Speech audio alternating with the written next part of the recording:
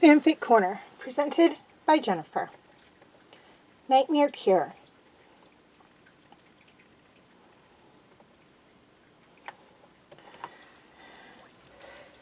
Omega's point of view. I am running away from two bounty hunters after me. Quickly turning the corner of this weird building, I see a glowing room and I walk in. I see a big tube filled with liquid and someone is floating inside. I walk around the tube to see me? What? How? I quickly ran out of the room and I hear someone screaming my name. I run towards the scream and see Hunter lying dead on the ground. I run up to him crying his name. Hunter, no, no, no, I cry. This is all my fault. I knelt next to his body before a bounty hunter rounds the corner and pulls out his gun. Your turn. He smiles before everything goes dark. Hunter, no, I scream as I jolt awake. I can barely breathe and the tears are streaming out. I can see Hunter running out and quickly climb up the ladder to my room. Omega, are you okay? He asks desperately. I am panting and gasping for air. He fully climbs up and sits beside me. He puts his arm around me and I bury my head into his side. Just breathe. You're okay. It was so real, I cried. He pulls me onto his lap and fully wraps his arms around me, and I wrap my arms around his torso and pulling my head into his chest. It was just a dream. He could go back to sleep, he said softly.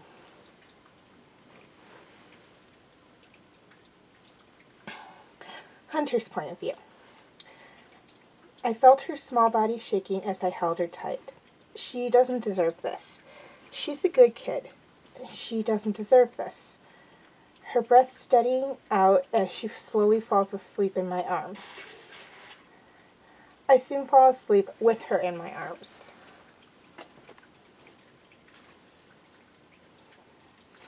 The nightmares continued all week. There was nothing I could do to stop them. She was traumatized, poor thing. Every night I would wake up to her screams.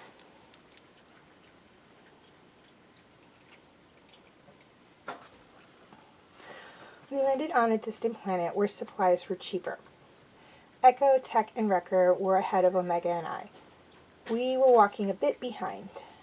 This town was big, but I felt like it was a very civilized planet. Lots of families. It looked respectable. We were passing a playground on our way to get supplies. I noticed Omega in awe of the playground. What's that? She smiled. A playground, I answered. Whoa, she smiled. Echo, I'm going to take Omega to the playground. Come back here when you're done, I said, and he nodded in return. Really? She smiled even wider, and I nodded. Thank you, Hunter, she smiled. We walked into the almost empty playground, and she ran straight for this big structure in the middle and climbed up. I watched as she looked around, finally able to be a child. She went to the top of the slide, and I went to the bottom. What do I do here? She asked, intrigued. You slide down it, I replied. She sat down and slid down, laughing the whole way. It made me happy to finally be able to see her smile. She walked over to the seesaw and sat down on one end. Hunter, she said, gesturing towards the seat. I sat down and the seesaw immediately went down on my side. I extended my legs so it pushed me up and continued for a while, making Omega go up and down. She went on everything in the playground. We had been here for an hour and she wasn't even close to being bored. Want to go on the swing? I asked. Yeah, she said, sitting down. Can you push me? She asked. Sure, I said, pushing her. I pushed her on the swing for about 5 minutes before the boys returned. We are ready to go. We got the supplies, Echo said. All right, come on, Omega, time to go, I said. Okay, she said. Have fun, kid. Wrecker asked. The best day ever. I went on the slide, and it was huge. She smiled before she yawned. All that fun must have made you tired. Wrecker laughed, and she walked over to me and hugged me. Thank you, Hunter. I never had that much fun before. She smiled. I'm glad you enjoyed it.